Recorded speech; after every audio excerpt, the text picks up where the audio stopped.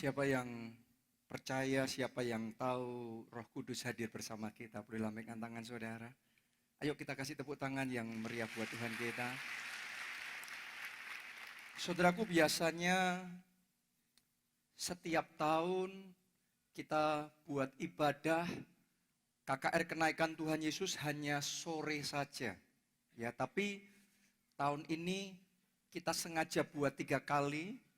Karena kalau kita buat hanya 1 kali, pengalaman di tahun-tahun sebelumnya nggak pernah cukup, nggak pernah muat.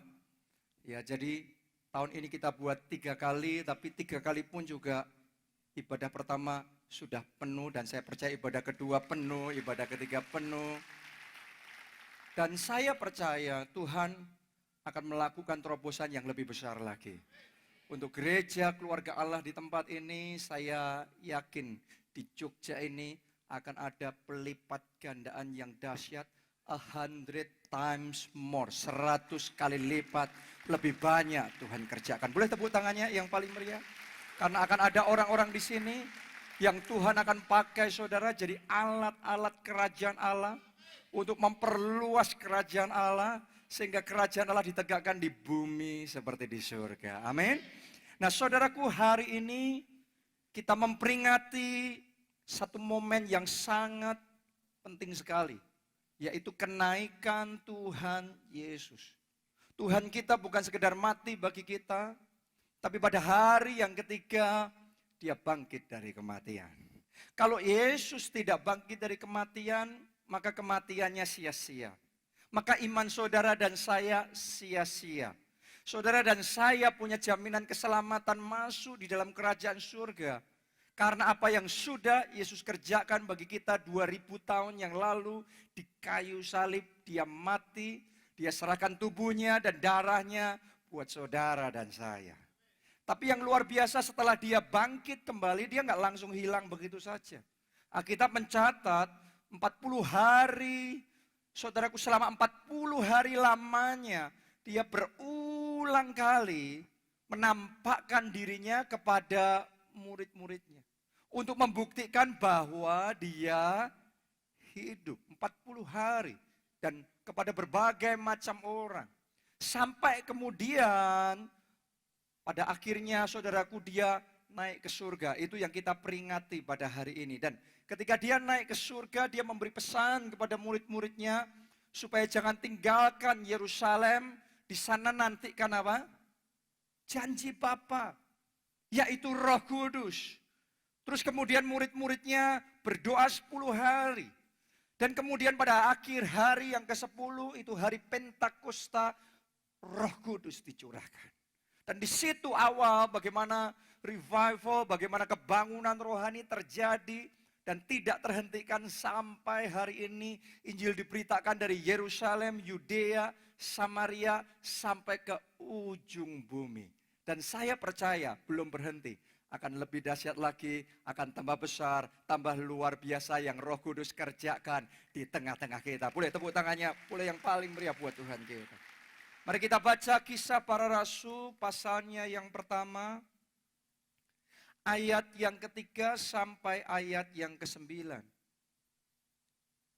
Ditulis begini, kepada mereka ia menunjukkan dirinya setelah penderitaannya selesai. Dan dengan banyak tanda, ia membuktikan bahwa ia hidup. Yang percaya Yesus hidup boleh katakan amin. Sebab selama 40 hari, ia berulang-ulang menampakkan diri dan berbicara kepada mereka tentang kerajaan Allah.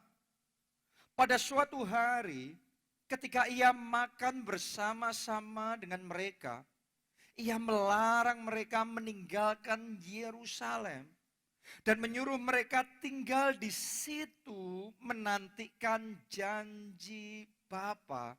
Yang demikian katanya, telah kamu dengar daripadaku, sebab Yohanes membaptis dengan air, tetapi tidak lama lagi kamu akan dibaptis dengan Roh Kudus. Saya percaya akan ada orang-orang di sini cukup banyak hari ini engkau terima baptis baptisan Roh Kudus. Saudara mulai berkata-kata dalam bahasa roh. Boleh katakan amin, boleh tepuk tangan yang meriah buat Tuhan kita. Amin. Ini yang Tuhan akan kerjakan. Oke, ayat 6. Maka bertanyalah mereka yang berkumpul di situ. Tuhan, maukah engkau pada masa ini memulihkan kerajaan bagi Israel? Jawabnya, engkau tidak perlu mengetahui masa dan waktu yang ditetapkan Bapa sendiri menurut kuasanya. Tetapi kamu akan menerima kuasa kalau Roh Kudus turun ke atas kamu, dan kamu akan menjadi saksiku di Yerusalem, dari seluruh Yudea dan Samaria dan sampai ke ujung bumi. Anda perhatikan ayat yang ke-9. Sesudah ia mengatakan demikian, terangkatlah ia, disaksikan oleh mereka, dan awan menutupnya dari pandangan mereka. Oke, ini peristiwa yang saat ini sedang kita peringati, yaitu kenaikan Tuhan Yesus ke surga. Kalau Anda perhatikan dalam perikop yang kita baca tadi, maka saudara akan menemukan di situ ada Allah Bapa. Di situ ada disebut Allah Anak, Yesus Kristus. Dan di situ juga ada tentang siapa? Roh Kudus, Allah Roh Kudus. Saudaraku, ini yang disebut sebagai Allah Tritunggal. Oke, sebagian orang Kristen belum paham apa itu Allah Tritunggal. Sesederhana begini, Allah Tritunggal adalah Allah yang satu. Semuanya katakan satu. Oke, Allah yang berapa banyak? Satu. Orang Kristen menyembah berapa Allah? Satu. Allah yang satu yang dimanifestasikan dalam 3 pribadi. Yaitu Allah Bapa, Allah Anak, dan Allah Roh Kudus. Oke, berarti Roh Kudus pribadi yang ketiga dalam Allah Tritunggal. Mungkin sebagian orang belum bisa memahami. Maksudnya gimana? Allah kita satu apa 3? Saudaraku, Allah yang satu dimanifestasikan dalam 3 pribadi. Ibaratnya seperti matahari. Ya, matahari ada bolanya, benar? Ada sinarnya, benar? Terus kalau Anda kena sinar matahari, apa yang Anda rasakan? Panas, ada panasnya. Nah, 3 bagian ini satu kesatuan. Ini matahari, mataharinya satu, tidak terpisahkan. 3 tapi satu. Ini Tritunggal.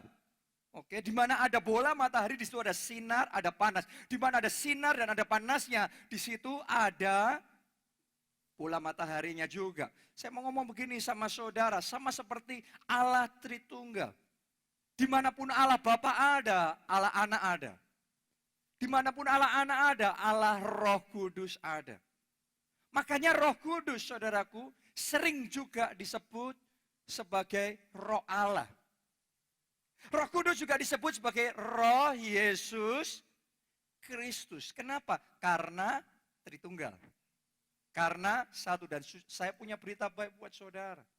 Allah Tritunggal saat ini ada di tengah-tengah kita, hadir di tengah-tengah kita. Dan di mana Allah hadir, sesuatu pasti terjadi. Amin. Jadi itu Allah Tritunggal. Sesederhana seperti itu. Ya, sama juga seperti saudara dan saya manusia. Kita manusia ini Tritunggal di dalam diri kita. Karena Alkitab mencatat bahwa kita itu diciptakan terdiri dari 3 bagian. Yaitu apa? Roh, terus jiwa, terus tubuh. Oke, saudara dan saya bukan hanya tubuh aja. Tapi kita ini ada jiwa. Makanya kita bisa berpikir. Kita ada spirit, ada roh. Jadinya Tritunggal. Selama kita hidup di dunia ini, saya mau ngomong begini sama saudara. 3 kesatuan roh, jiwa, dan tubuh tidak terpisahkan. Roh saudara nggak bisa pergi sendiri. Benar? Ya, nanti kalau sudah diangkat ke surga. Dan di sana nanti Tuhan akan gantikan dengan tubuh kemuliaan. Saya percaya di sini semuanya masuk dalam kerajaan surga dan Tuhan akan berikan tubuh kemuliaan buat saudara. Tepuk tangannya boleh yang paling meriah buat Tuhan kita. Nah, ini sama dengan Allah Tritunggal. Makanya saya tadi katakan Allah Tritunggal adalah Allah yang satu.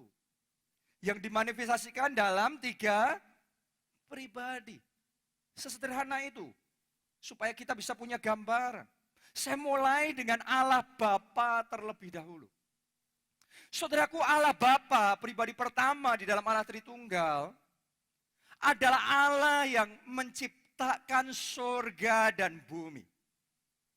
Saya akan jelaskan sama saudara bedanya Allah Bapa, Allah Anak, dan Allah Roh Kudus. Oke, sama seperti di matahari bedanya bolanya, sinarnya, panasnya.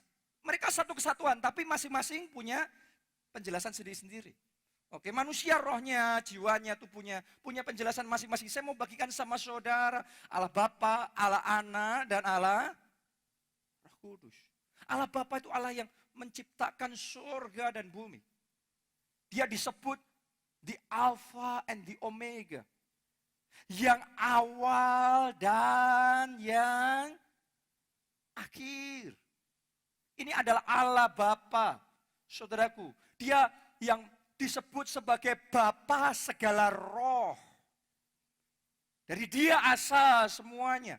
Kepada bangsa Israel, dia menyatakan dirinya sebagai Allah Abraham, Allah Isa, dan Allah Yakub. Kalau Anda baca di Perjanjian Lama, Allah memanifestasikan dirinya seperti itu. Kepada Musa, masih ingat kisah ketika Musa ketemu sama Allah, berjumpa dengan Allah. Musa melihat semak-semak yang ada apinya, tapi tidak terbakar. Terus Allah menyatakan dirinya siapa? Dia ngomong dia sebagai apa? Sebagai siapa? Akulah aku. Siapa engkau Tuhan? Akulah aku. Ini Allah menyatakan dirinya, akulah aku. Akulah kasih. Tahukah saudara, Allah bukan cuma punya kasih, Allah bukan cuma mengasihi, tapi Allah itu kasih sendiri. Akulah aku.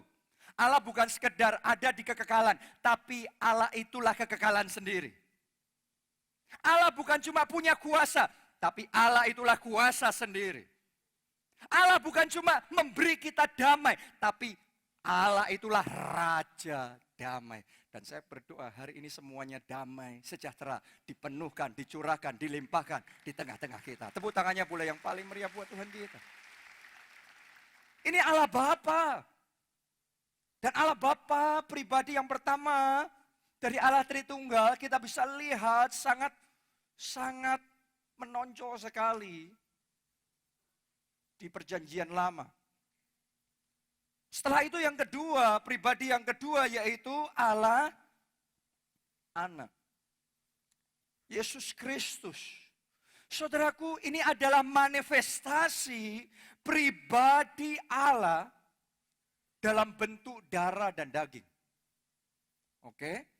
Artinya begini, sengaja pribadi yang kedua dinyatakan dalam bentuk daging, dalam bentuk manusia seperti saudara dan saya, supaya kita bisa mengerti seperti apa itu Allah. Siapa itu Allah. Kenapa? Karena saudara dan saya darah dan daging. Kalau Allah tidak memanifestasikan dirinya dalam bentuk darah dan daging, kita nggak bisa ngerti seperti apa itu Allah, siapa Allah. Artinya begini, kalau saudara mau tahu seperti apa Allah Bapa, lihat Yesus. Kalau saudara mau tahu seperti apa Allah Anak, perhatikan Yesus. Kalau saudara mau tahu seperti apa Allah Roh Kudus kalau bermanifestasi, lihat Yesus. Karena dia adalah manifestasi pribadi Allah dalam bentuk daging. Sehingga kita bisa paham. Sehingga kita bisa ngerti. Seperti apa itu Allah. Siapa itu Allah. Makanya Yesus juga disebut sebagai firman. Benar? Firman dalam bentuk daging. Yesus itulah kemuliaan Allah dalam bentuk daging. Yesus itulah kasih Allah dalam bentuk daging. Yesus itulah anugerah Allah dalam bentuk daging. Itulah Allah Anak. Itu pribadi yang kedua dari Allah Tritunggal.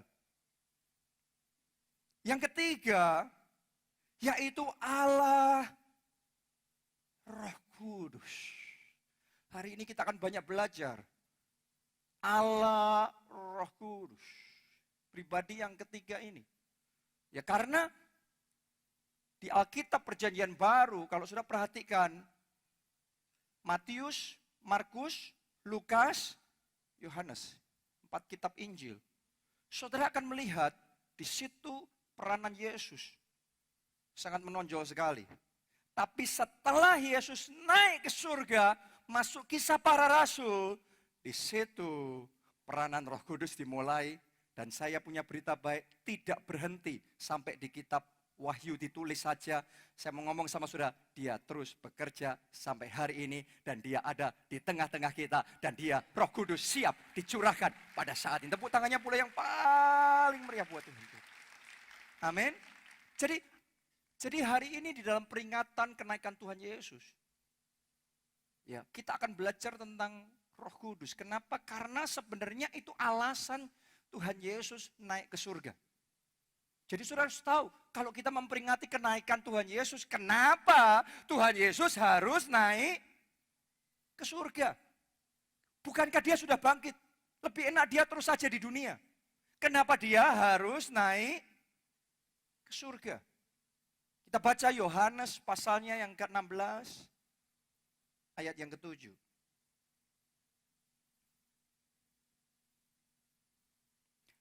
Namun, benar yang kukatakan ini kepadamu, adalah lebih berguna bagi kamu. Lebih berguna bagi kamu, perhatikan.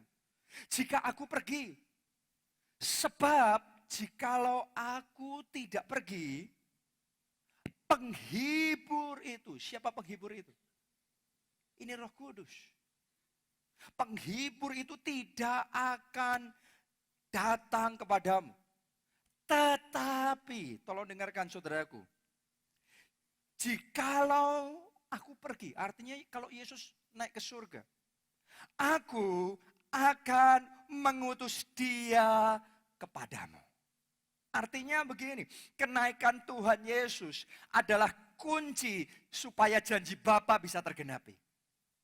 Kenaikan Tuhan Yesus adalah kunci supaya Roh Kudus bisa turun atas kita. Bisa dicurahkan dalam hidup kita. Dan ini sangat penting. Karena kalau Roh Kudus tidak dicurahkan atas kita, janji Bapa belum digenapi, maka sangat terbatas sekali. Sangat terbatas sekali. Coba Anda bayangkan, kalau Yesus tidak naik ke surga, berarti Roh Kudus tidak turun. Tadi ditulis ya, kalau dia tidak pergi, maka penghibur itu tidak datang. Oke. Dan kalau Yesus tidak naik ke surga, Yesus tetap hidup di bumi sampai sekarang ini. Coba Anda bayangkan, kalau Yesus tetap hidup di bumi secara darah dan daging seperti 2000 tahun yang lalu, sampai hari ini masih terjadi. Saya mau tanya sama saudara, gimana caranya kita ketemu Yesus? Gimana caranya kita menyembah Yesus? Berarti kalau saudara mau ketemu Yesus, saudara mau menyembah Yesus, Anda mau berdoa sama Yesus, Anda harus terbang ke Yerusalem dulu. Tiketnya berapa itu? Oke, bolak-balik berapa itu? Belum tentu semuanya sanggup. Dan yang sanggup pun mau berapa kali bolak-baliknya. Setiap kali mau ketemu, setiap kali mau ada kebutuhan, setiap kali mau doa, harus terbang dulu. Dan coba Anda bayangkan kalau Yesus masih tetap ada, Roh Kudus belum tercurah, yang mau ngantri ketemu Yesus berapa banyak? Kira-kira Anda dapat panggilan urutan keberapa kira-kira? Terus begitu saudara dapat urutan, ya, kira-kira berapa waktu yang saudara punya? Artinya, kalau Yesus ada di dunia ini, maka semuanya sangat terbatas. Sangat terbatas sekali. Benar? Betul dia berkuasa, betul kita ketemu sakit kita minta Tuhan sembuhkan, Tuhan langsung sembuhkan. Tapi karena secara darah dan daging, maka ya cuma di situ saja. Dibatasi seperti karena secara fisik terbatas. Itu alasan kenapa Tuhan Yesus harus naik ke surga. Yaitu supaya Roh Kudus bisa dimanifestasikan atas hidup kita. Dan ini yang saya doakan. Ibadah ini bukan cuma ibadah kenaikan Tuhan Yesus, tapi di sini pribadi Yesus dimanifestasikan dalam hidup saudara karena Roh Kudus tercurah, ada baptisan Roh Kudus dan ada kepenuhan Roh Kudus terjadi dalam hidup saudara. Kita kasih tepuk tangan yang paling meriah buat Tuhan kita. Sudah dengarkan baik-baik. Kalau Roh Kudus tercurah, ketika Roh Kudus tercurah, di situ permulaan dari semua perbedaan terjadi. Karena Roh Kudus yang menolong kita untuk bisa percaya sama Yesus. Saudara boleh pintar, saudara boleh kaya, saudara boleh punya jabatan yang tinggi, tapi kalau tidak ditolong oleh Roh Kudus, kita tidak bisa percaya sama Yesus. Kenapa? Yesus hidup 2000 tahun yang lalu. Gimana caranya percaya sama pribadi yang hidup 2000 tahun yang lalu? Gimana? Butuh pertolongan Roh Kudus. Roh Kudus itu yang membuat ketika Anda baca Alkitab, Alkitab saudara jadi hidup. Dan Alkitab saudara bukan cuma jadi buku yang menarik, tapi itu akan jadi buku kehidupan. Bukan cuma buku kehidupannya orang lain, tapi buku kehidupan yang bisa Anda alami. Setiap janjinya bisa Anda alami. Setiap kuasanya tersedia buat saudara. Setiap kasihnya siap dilimpahkan, tercurah dalam hidup saudara. Tepuk tangannya pula yang paling meriah. Semuanya terjadi kalau Roh Kudus dicurahkan, tercurah atas kita. Oke. Coba Anda bayangkan dunia tanpa Roh Kudus. Saya mau tanya sama saudara. Kalau saudara hidup di zaman itu, 2000 tahun yang lalu, menurut saudara Anda bisa percaya sama Yesus enggak? Sebagian orang ngomong, kalau saya ngelihat sendiri Yesus, kalau saya ngelihat sendiri bagaimana dia membuat yang buta melihat, yang tuli mendengar, yang lumpuh berjalan. Yang mati dibangkitkan. Tidak mungkin tidak, Pak. Saya pasti percaya. Saya ngomong, belum tentu. Enggak semudah itu. Kenapa saya ngomong begitu? Karena Yesus waktu dia hidup di dunia, dia sudah khotbah, dia sudah melayani, dia melakukan mujizat, dia melakukan semuanya. Dia mengusir setan, dia menyembuhkan orang sakit, dia membangkitkan orang mati. Tapi hanya puluhan ribu orang yang percaya. Lebih banyak yang tidak percaya. Kenapa? Karena Roh Kudus belum dicurahkan. Coba Anda renungkan, kurang apa? Yesus sendiri loh. Allah sendiri turun ke dunia, melakukan segalanya, kelihatan oleh mata. Tapi saya mau ngomong begini sama saudara, tanpa Roh Kudus kita buta secara rohani. Kita tulis secara rohani. Makanya Alkitab ngomong, ada orang yang punya mata tapi tidak bisa melihat, punya telinga tapi tidak bisa mendengar. Tanpa Roh Kudus kita nggak bisa ngerti. Coba Anda renungkan. Renungkan baik-baik. Itu orang banyak. Mereka sudah disembuhkan Yesus. Mereka datang ke KKR-nya Yesus. Terus 5 roti dan 2 ikan. Waduh, mujizat terjadi. Terus memberi makan berapa banyak? 5.000 orang laki-laki. Kalau ditambah perempuan dan anak-anak jumlahnya sekitar 20.000. Sampai mereka kagum sekali. Mereka mau mengangkat Yesus dengan paksa supaya jadi raja.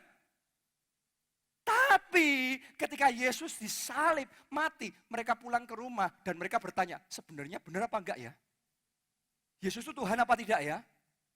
Coba Anda renungkan, mereka melihat secara jasmani, tapi tanpa Roh Kudus tidak bisa percaya. Tidak mampu percaya. Coba Anda renungkan. Murid-murid Tuhan Yesus. Kurang apa melihat semua yang dilakukan oleh Tuhan Yesus. Bagaimana Tuhan Yesus membangkitkan Lazarus. Di depan mata kepala mereka sendiri orang mati hidup. Tapi ketika Yesus mau ditangkap, mereka lari menyelamatkan diri. Dan mereka bertanya-tanya, apakah benar Yesus adalah Tuhan? Apakah benar Yesus nanti bakal bisa bangkit kembali? Tanpa Roh Kudus orang tidak bisa percaya. Makanya terbatas sekali. Tanpa Roh Kudus susah sekali. Apalagi orang Farisi ahli Taurat. Mereka ngelihat gak mujizat terjadi? Mereka ngelihat gak kesembuhan ilahi terjadi? Yes, demonstrasi begitu nyata. Tapi malah bencinya setengah mati sama Yesus. Siapa bilang kalau kita melihat mujizat, pasti kita percaya. Kalau tidak, oleh pertolongan Roh Kudus, kita tidak bisa percaya. Makanya Roh Kudus itu pribadi yang ketiga dari Allah Tritunggal. Dia dicurahkan, dia diberikan, dia turun ke atas kita untuk memanifestasikan Yesus dalam hidup kita. Tanpa Roh Kudus kita nggak bisa percaya, nggak bisa ngerti. Murid-murid Yesus terutama Petrus, Yohanes, Yakobus. Masih ingat nggak saudara waktu diajak sama Yesus untuk doa. Terus di tempat itu Yesus ketemu sama Elia sama Musa. Terus Yesus dicatat di Alkitab apa? Berubah. Wajahnya penuh kemuliaan. Mereka ngelihat kemuliaan Allah, saudaraku. Bahkan pakaiannya bersinar-sinar. Dan mereka mendengar Allah Bapa ngomong, inilah anak yang kukasih kepadanya aku berkenan. Sudah dengar semuanya itu. Tapi tetap tidak percaya. Percaya sebentar, setelah itu ragu-ragu lagi, bimbang lagi. Tanpa Roh Kudus kita tidak bisa percaya. Hari ini saya berdoa, Anda buka hati lebar-lebar. Dan terima kepenuhan Roh Kudus. Kalau Roh Kudus turun atas saudara, iman akan ada. Kalau Roh Kudus turun atas saudara, terobosan akan terjadi. Kalau Roh Kudus turun atas saudara, mujizat akan Tuhan nyatakan dalam hidup saudara. Tepuk tangannya pula yang lebih meriah lagi. Buat Tuhan kita yang luar biasa. Kita butuh manifestasi Roh Kudus. Ini sungguh-sungguh terjadi di dalam kehidupan kita. Hanya oleh Roh Kudus saja. Tidak bisa tidak. Makanya kalau saudara baca Alkitab dengan pertolongan Roh Kudus, yang Anda baca Elia, yang Anda baca Musa. Tapi kalau saudara baca oleh pertolongan Roh Kudus, bacanya Elia, tapi percayanya sama Yesus. Bukan percaya sama Musa, bukan mengasihi Musa, bukan menyembah Musa. Bukan percaya sama Elia, mengasihi Elia. Saudara, kita waktu baca Alkitab kita tidak lebih dalam lagi, ku cinta kau Musa. Enggak kan? Ku cinta kau Elia. No. Ku cinta kau Yesus. Kenapa? Karena Roh Kudus dicurahkan dalam hidup kita untuk memanifestasikan pribadi Yesus. Kalau ada Roh Kudus dalam hidup saudara, Anda akan mengalami kepenuhan Yesus dalam hidup saudara. Jadi hari ini buka hati saudara lebar-lebar. Dan harapkan kepenuhan Roh Kudus terjadi dalam hidup saudara. Harapkan itu. Karena kalau saudara tidak mengharapkan, Yesus ngomong yang lapar, yang dikenyangkan, yang haus, yang dipuaskan. Kalau enggak lapar, enggak haus, Anda enggak terima. Tapi kalau ada kelaparan roh, ada kehausan roh, akan lawatan Roh Kudus. Saya mau ngomong begini sama saudara. Hari ini akan jadi hari terobosan besar dalam hidup saudara. Hari ini titik tolak perubahan besar dimulai dalam hidup saudara. Hari ini transformasi roh akan terjadi dalam hidup saudara. Tepuk tangannya, boleh yang lebih meriah lagi buat Tuhan kita. Makanya Roh Kudus disebut Jesus Unlimited. Yesus tanpa batas. Kenapa? Karena ketika kita kepenuhan Roh Kudus, Yesus dimanifestasikan dalam hidup kita tanpa batas. Dan gak harus kita pergi kemana, dimanapun Anda berada, di gereja, di rumah, di tempat kerja, di sekolah, dimanapun Anda berada, Anda bisa kepenuhan Roh Kudus. Dan ketika Anda kepenuhan Roh Kudus, Anda bisa mengalami Yesus. Saudaraku, dengarkan baik-baik. Semakin banyak kita mengalami kepenuhan Roh Kudus, maka semakin nyata manifestasi pribadi Yesus dalam hidup kita. Oke. Semakin banyak kita mengalami kepenuhan Roh Kudus, Yang pertama, semakin kita jadi serupa dan segambar dengan Yesus. Jadi kalau Roh Kudus memenuhi hidup kita, nanti hidup kita pasti berubah. Pasti jadi berubah, jadi kayak Yesus. Pikirannya jadi seperti pikiran Yesus. Artinya gini, ketika kita kepenuhan Roh Kudus yang membuat pikiran Kristus jadi pikiran kita. Kalau enggak tanpa Roh Kudus, Anda baca Alkitab, ngerti firman, enggak bisa melakukan firman. Ngerti, tapi belum tentu connect, belum tentu setuju. Oke? Kalau Roh Kudus turun atas kita, maka kehendak Yesus, keinginan Yesus jadi keinginan kita. Bukan ngerti aja, oh Yesus maunya gitu, tapi kok kita maunya lain. Kalau saudara ngalami seperti itu, Anda perlu kepenuhan Roh Kudus lebih banyak lagi. Sampai keinginan Yesus diimpartasikan jadi keinginan kita. Oke? Tanpa kepenuhan Roh Kudus, saudara boleh jadi orang Kristen, tapi saudara tidak serupa dengan Yesus. Kita serupa dengan dunia. Hanya kepenuhan Roh Kudus yang mampu mengubah hidup kita, mampu mengubah perkataan kita, mampu mengubah karakter kita, mampu mengubah jalan hidup kita. Sampai hari demi hari semakin segambar dan serupa dengan Kristus. Terjadinya ketika kita kepenuhan Roh Kudus. Level kepenuhan Roh Kudus yang kita alami akan menentukan level buah-buah roh yang kita hasilkan dalam hidup kita. Masih ingat 9 buah roh apa saja? Ada kasih, ada sukacita, damai sejahtera, kesabaran, kemurahan, kebaikan, kesetiaan, kelemah lembutan, penguasaan diri. Ini buah roh akan dihasilkan kalau saudara kepenuhan Roh Kudus. Kalau kita kepenuhan Roh Kudus, tadi buah roh pertama apa? Kasih. Yang muncul kasih Allah, namanya agape. Tanpa kepenuhan Roh Kudus, yang muncul paling banter filio, kasih manusia. Bisa juga dipelintir jadi hawa nafsu yang salah. Keinginan daging, keinginan mata. Kalau tanpa kepenuhan Roh Kudus. Tapi kepenuhan Roh Kudus akan menghasilkan agape, menghasilkan kasih Allah melimpah dalam hati saudara. Makanya orang kalau kepenuhan Roh Kudus pasti cinta mula-mula. Kalau kita di sini kehilangan cinta mula-mula, artinya sebenarnya kita mengalami kekeringan rohani. Kita kurang kepenuhan Roh Kudus. Jadi miliki kelaparan dan kehausan hari ini, katakan Tuhan penuhi aku dengan Roh Kudus. Kepenuhan Roh Kudus, saudaraku, juga akan menentukan tingkat level manifestasi karunia-karunia roh. Oke, tanpa kepenuhan Roh Kudus, orang Kristen paling banter hanya bisa beroperasi di dimensi jasmani, yaitu talenta-talenta secara jasmani, natural.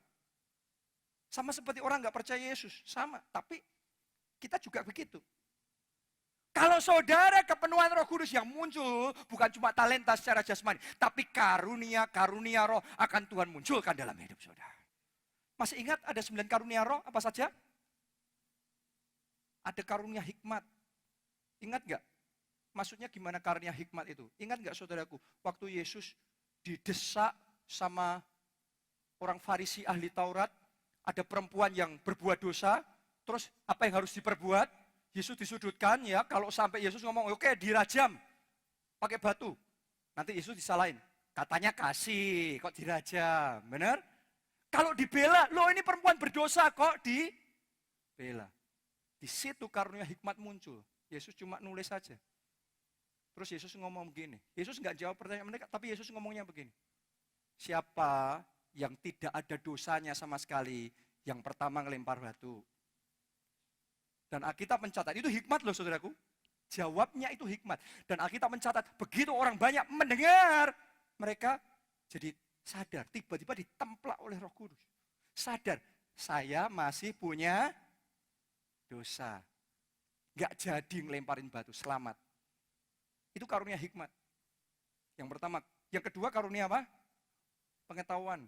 Karunia pengetahuan itu, orang yang dikasih karunia pengetahuan, Kalau sedang pelayanan, dia bisa gak pernah ketemu sama saudara. Pertama kali ketemu sama saudara, dia doain saudara. Dan dia bisa ngomong, kamu datang ke tempat ini, karena kamu doa sama Tuhan.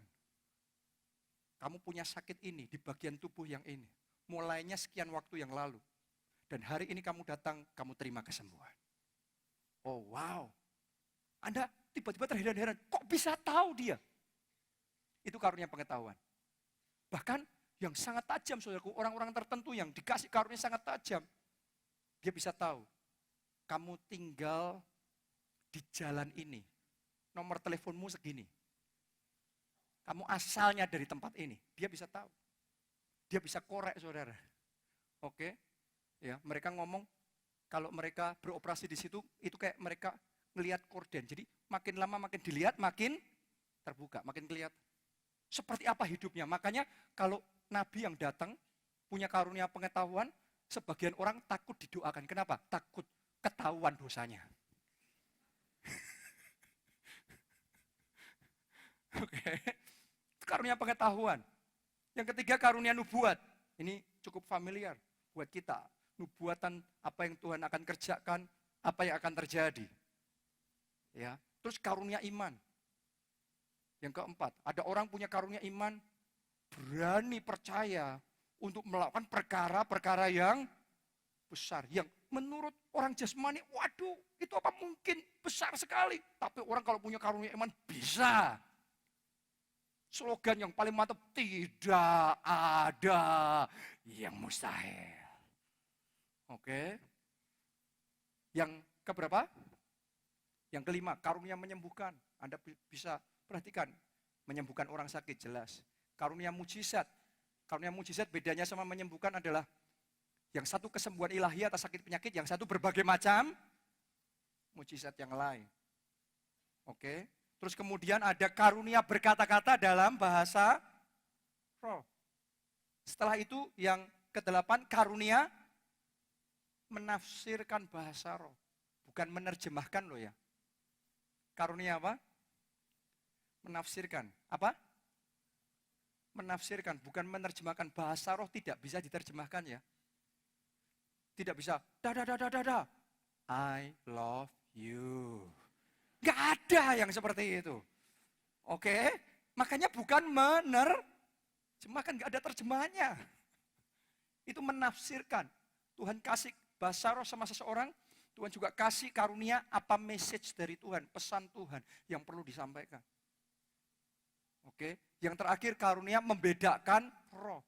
Nah, Anda perlu ini. Kalau saudara nggak punya karunia yang ini, dalam hidup saudara akan ketabrak sana, ketabrak sini. Saudara ketemu sama orang-orang, menjalin hubungan, bisnis, menjalin hubungan macam-macam. Saudara nggak punya karunia yang membedakan roh, terjadi kekacauan.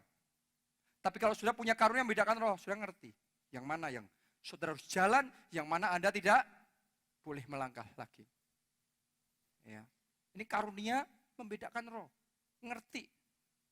Nah ini karunia roh, saudaraku, akan beroperasi. Semakin kepenuhan Roh Kudus semakin kuat, karunia ini akan semakin nyata Tuhan kerjakan. Sejauh level kepenuhan Roh Kudus.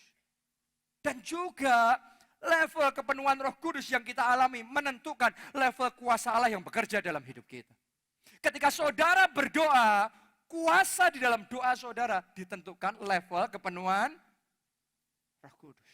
Oh, saya berdoa dalam nama Yesus, ada kepenuhan Roh Kudus lebih dalam lagi yang saudara alami pada saat ini. Amin. Karena minggu lalu saya sudah sampaikan dalam khotbah, ada kedalaman-kedalaman yang kita perlu alami lebih lanjut lagi untuk kepenuhan Roh Kudus. Satu hamba Tuhan namanya John Jilik.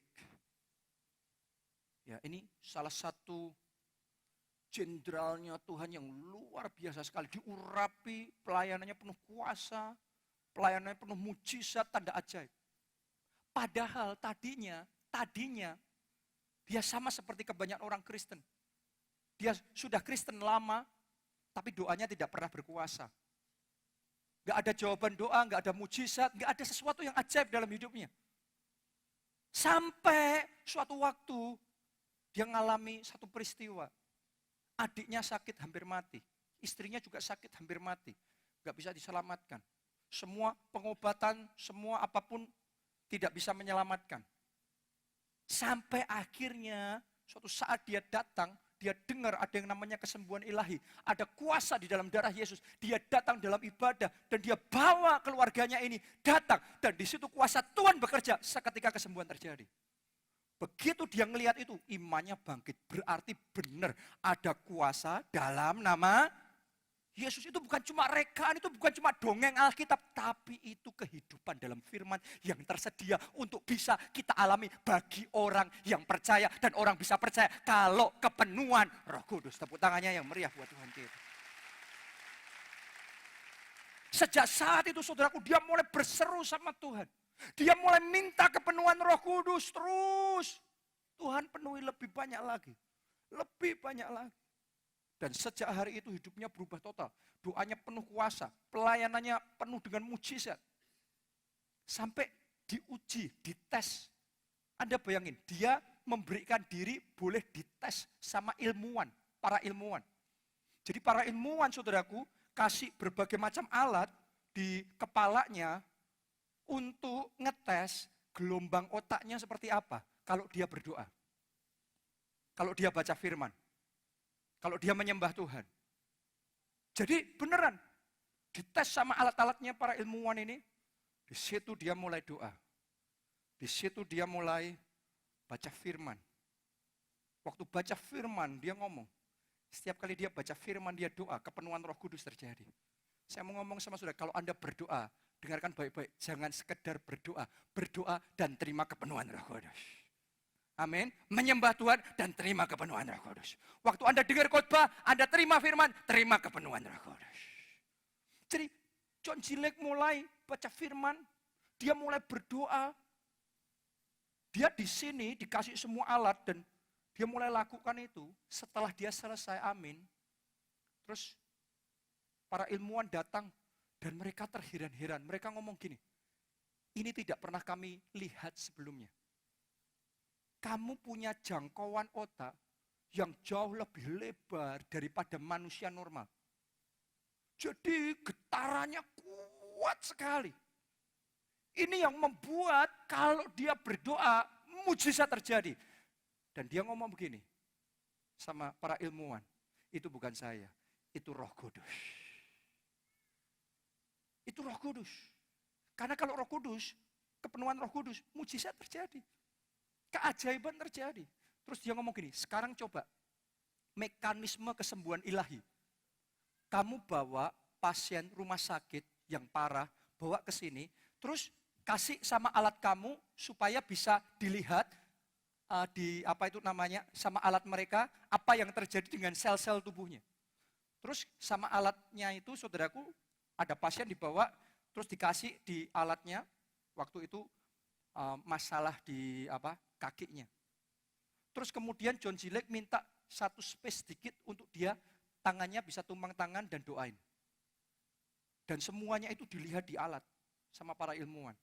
Sudah tahu nggak, ketika John G. Lake berdoa, itu benar-benar kelihatan sel-sel tubuhnya itu mulai gerak. Sel-sel tubuhnya bergetar. Dan setelah beberapa saat, orang itu sembuh. Itu begitu luar biasanya. Jadi boleh dikatakan orang kalau datang di tempat dia punya namanya healing home, rumah kesembuhan. Dia ngomong begini, semua orang kalau datang pasti sembuh. Sampai karena kesembuhan begitu luar biasanya, dia iklan di koran. Kalau ada orang datang ke rumah kesembuhan saya, selama 2 mingguan, saya lupa persis waktunya, mungkin seingat saya sekitar 2 mingguan. Selama 2 mingguan nggak sembuh, dibayar. Karena boleh dikatakan pasti sembuh.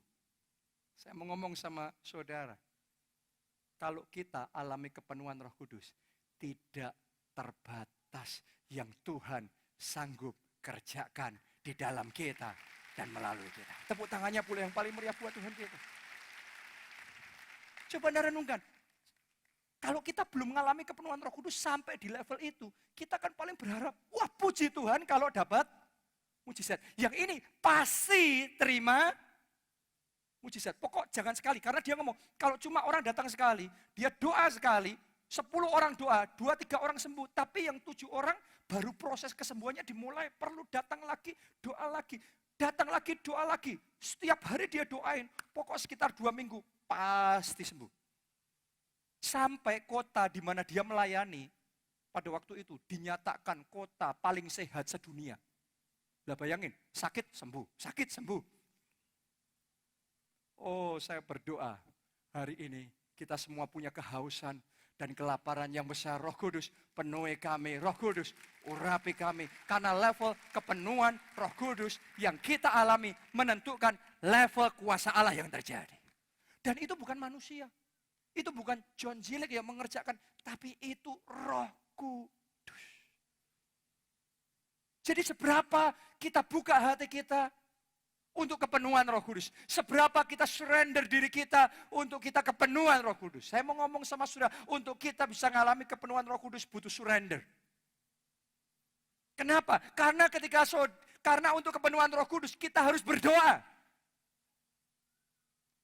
Untuk berdoa orang butuh berserah. Kalau orang nggak bisa berserah, orang nggak bisa berdoa. Berserah waktu aja susah kan? Berserah pikiran aja susah kan? Kadang-kadang kita bergumul dengan keinginan kita, wah saya mau melakukan ini, mau melakukan itu, mau melakukan ini, mau melakukan itu. Saya tidak punya waktu berdoa. Itu artinya kita belum berserah. Wah kita punya pemikiran sedemikian penuh, begini, begitu. Dan kita nggak punya tempat untuk kepenuhan Roh Kudus terjadi. Makanya saudaraku, saya ingin bagikan kunci kepenuhan Roh Kudus. Doa. Kita baca Kisah 1 ayat 12 sampai ayatnya yang ke-14.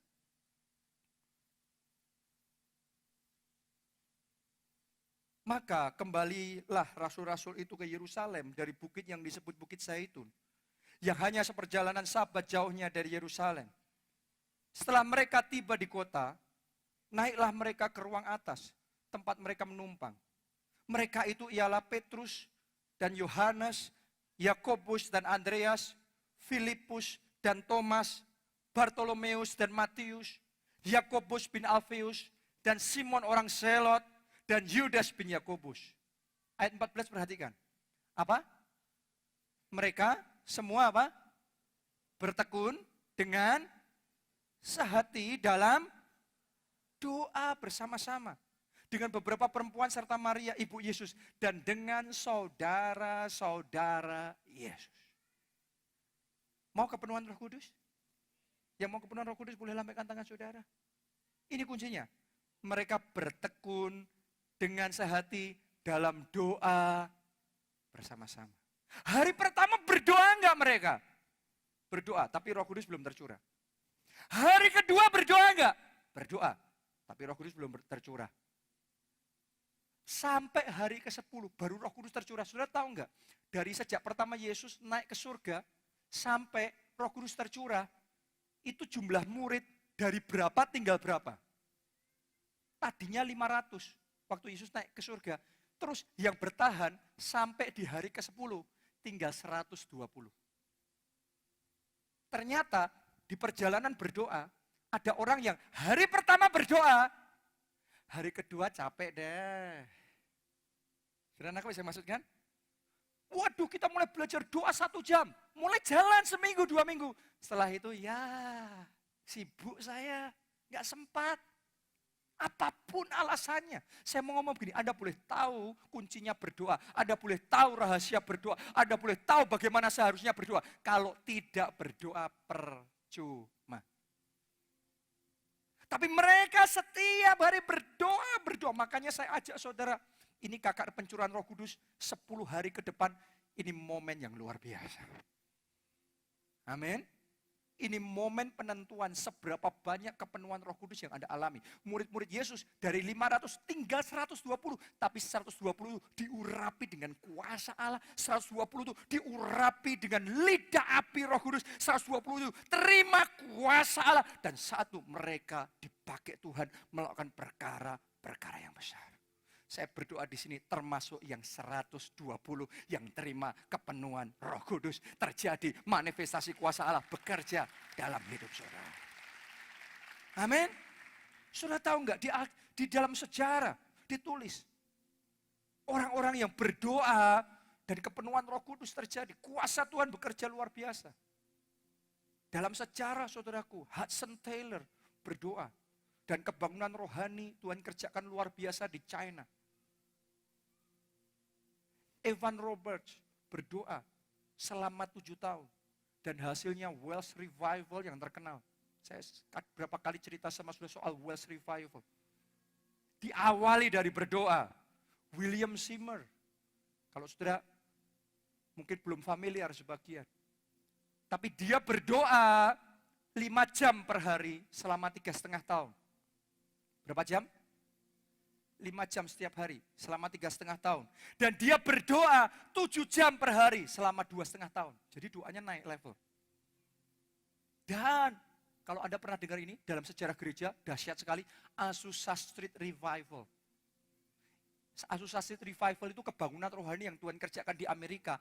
Persis seperti yang terjadi di kisah para rasul. Waktu Roh Kudus turun atas mereka, ya ada lidah-lidah api. Wah, mereka dibaptis Roh Kudus berkata-kata dalam bahasa roh. Dan itu terobosan revival menyebar ke seluruh Amerika. Di situ dimulainya. Orang yang berdoa. Siapa di sini mau melihat Indonesia penuh kemuliaan Tuhan? Siapa di sini mau melihat kasih Allah tercurah untuk kota Jogja? Saya mau ngomong sama saudara, berdoa. Maka Roh Kudus yang akan mengerjakannya untuk Jogja dan untuk Indonesia. Tepuk tangannya pula yang paling meriah buat Tuhan kita. Amin. Seberapa haus saudara? Seberapa lapar saudara? Oh Tuhan penuhi kami Tuhan. Mari bangkit berdiri, bangkit.